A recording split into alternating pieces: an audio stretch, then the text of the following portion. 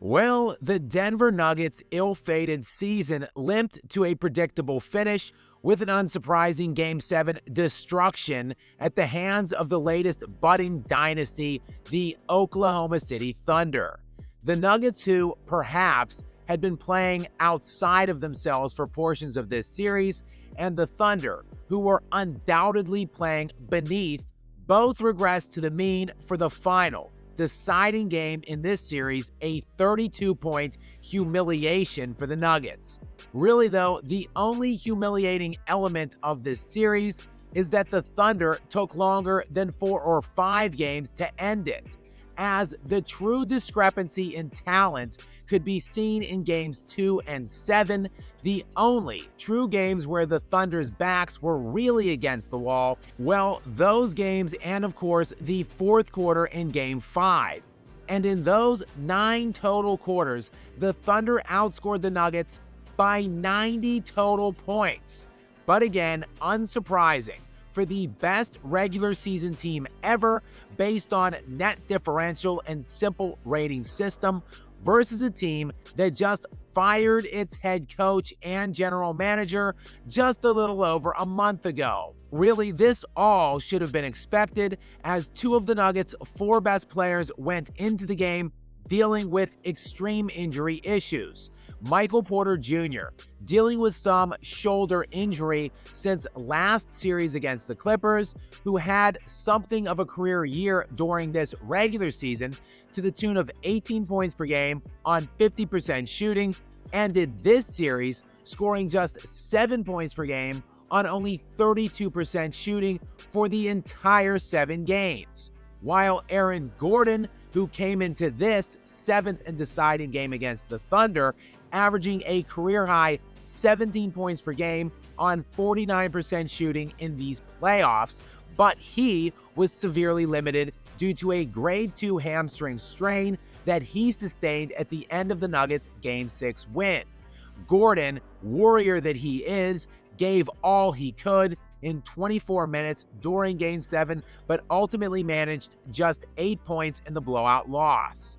2 of the Nuggets' 4 best players severely limited by injury, but that is just more of the same for Nikola Jokic, whose entire prime has been marred by his teammates' injuries, unavailabilities, and disappearing acts. I mean, who realistically was going to replace the production of those 2 players? Certainly not anyone off of the Nuggets' 22nd ranked bench this season, which was by far the worst bench to qualify for these playoffs. But again, none of this is anything new. Pervasive, ongoing themes plaguing the best player to hit the NBA in at least a decade. Of course, those detractors of Nikola Jokic will now utilize this as only more ammunition against him, an ongoing and pitiful attempt to discredit this all-time great by a collection of uneducated and or unintelligent individuals who, for whatever reason, feel threatened in some way by Jokic's historic assault on the NBA.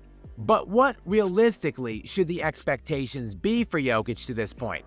His 10th NBA season at the age of 30. Realistically speaking, Jokic is now smack dab in his absolute prime, which began at the age of 25. And look, it is undeniable he is seeking to add his name to the list of a handful of immortals that this sport has ever seen. And regardless of what religion you may or may not subscribe to, the historical figure of Jesus of Nazareth was such a seminal figure in world history that he is utilized as a major line of demarcation. AD stands for Anno Domini, which is Latin for in the year of the Lord, and it refers to the years after the estimated birth of Jesus Christ, while BC stands for before Christ, and it refers to the years before the estimated birth of Jesus. Therefore, for this conversation, it only makes sense to measure it in terms of before the GOAT and after the GOAT. Michael Jeffrey Jordan, and in looking at his arrival in the 1984 NBA draft and all of the consensus or fringe top 20 players of all time who were drafted over the last 41 years that we have seen. And in my estimation, there are 10 players who fall somewhere in that top 20 ranking. And all of them, all 10, have won at least one NBA championship. A list that includes Michael Jordan, LeBron James, Kobe Bryant, Hakeem Olajuwon, Tim Duncan, Shaquille O'Neal, Steph Curry, Kevin Durant, Dirk Nowitzki, and Kevin Garnett. And of those 10 players, only 2 of them won a single ring before their aged 26th season, that of course being Tim Duncan, who won just 1 of his 5 rings before 26, and Kobe Bryant, who won 3. Aside from that though, 8 of the remaining 10 of those players were all aged 26 or older at the time of their first ring, including Jordan and LeBron, who were both in their aged 27 seasons when they won their first. It would therefore be a ridiculous standard to suggest Nikola Jokic, who was a 41st pick in his draft, should be judged on a different scale, especially when you factor in the level of supporting casts that he has played with. So in looking at his aged 25 to now 30-year prime window, and in judging his playoff runs over that span of time, it is outright impossible to be critical of Jokic's production in the playoffs. By the way, and speaking of, at the time of his elimination now in these playoffs, well, Nikola Jokic was leading the postseason in points, rebounds, assists, steals, and win shares. And coincidentally enough, Jokic's aged 25 season began with his first career league MVP. It also coincided with a surprise, second-round playoff elimination, as that has become a bit of a theme in his postseason runs to this point. In that year, though, the 2020-2021 NBA season, Jamal Murray, Jokic's second-best player, would play in just 48 games for that entire season and miss the entirety of those NBA playoffs. So, an entire playoff run without his second-best option. The following year in 2021-2022, Jokic would win the MVP yet again in his aged 26 season.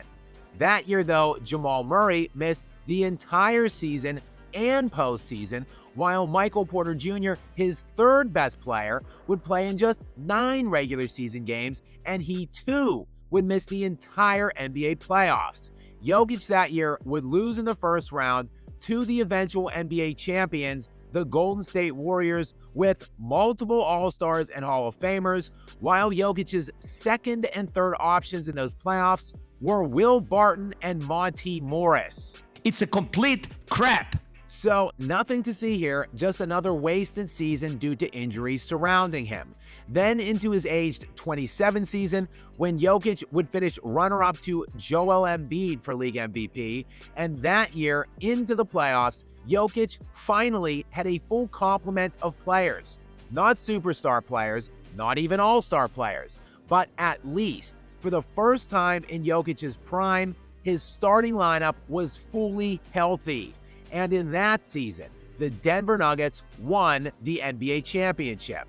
Then into last season, of course, with Jokic in his age 28 league year, which resulted in his third league MVP and a Game 7 loss to the Minnesota Timberwolves in the semifinals of those playoffs. That as Jamal Murray hobbled his way through the entire postseason, as it was pretty plain and obvious he was a physical shell of himself, averaging just 20 points per game on 20 shots per game during that entire postseason run. And fast forward to this latest Game 7 semifinal elimination and the aforementioned Aaron Gordon and Michael Porter injuries.